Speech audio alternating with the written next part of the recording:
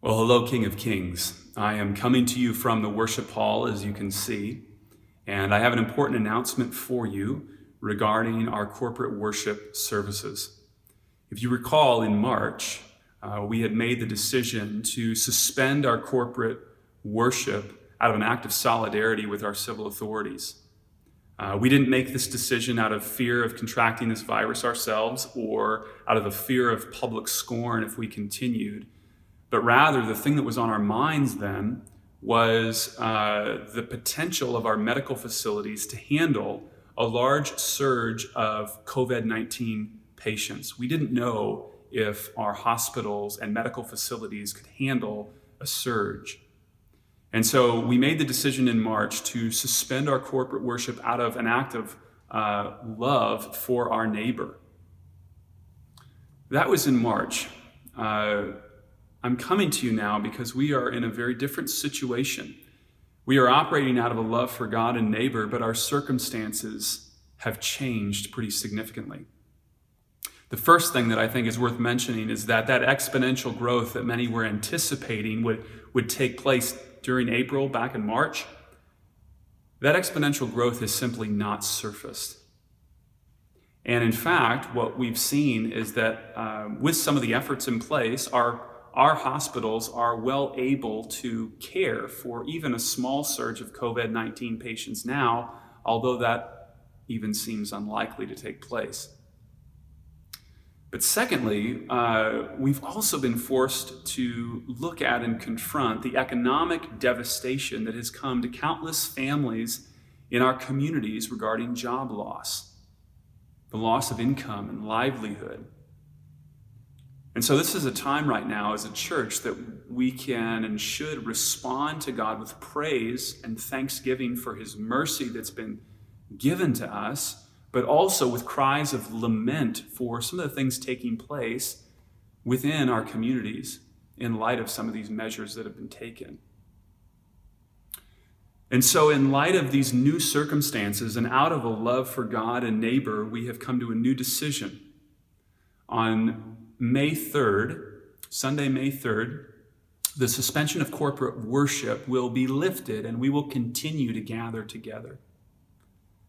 Now, eventually, we want to be together in one service all together, but on May 3rd, and really for the next bit of time, what we're going to do is we're going to be gathering in two services.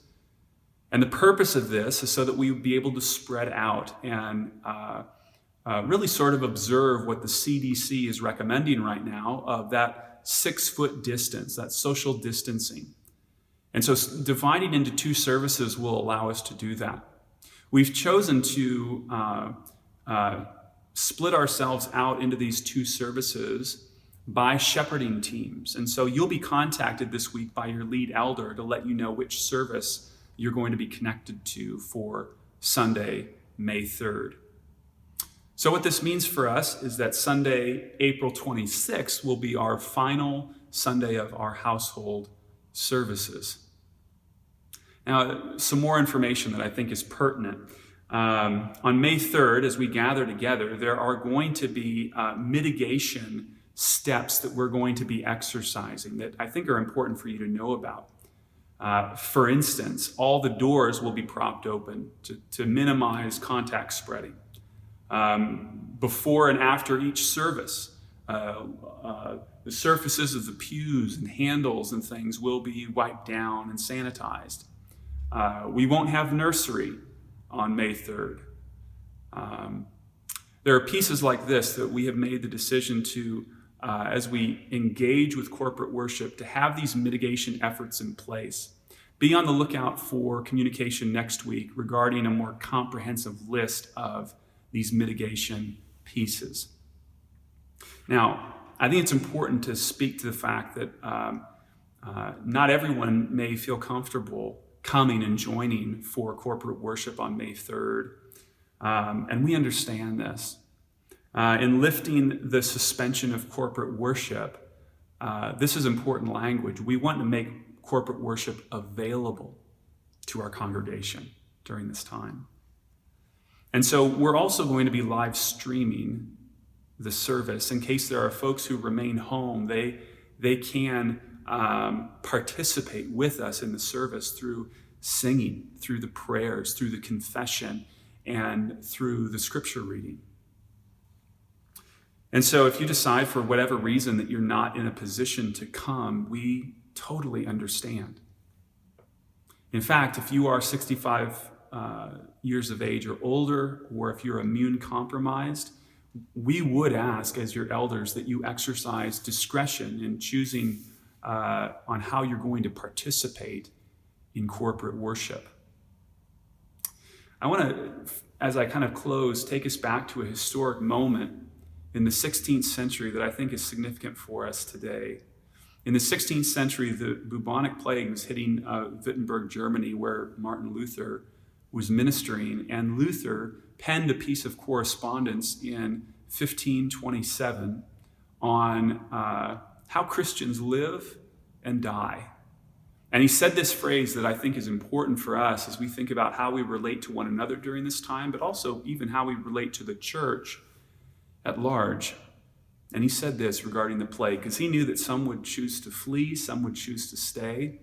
And he said this: one simply cannot place the same burden upon everyone. One simply cannot place the same burden upon everyone. And I think those are good words for us to hear today as well, King of Kings.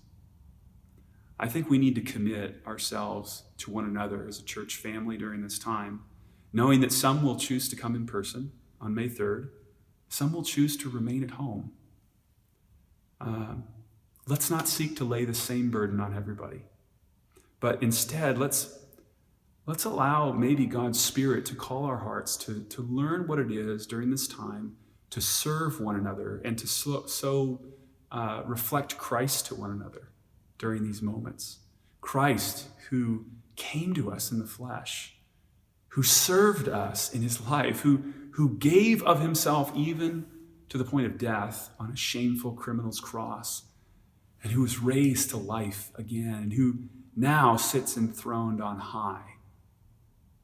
King of Kings, he is our object of worship.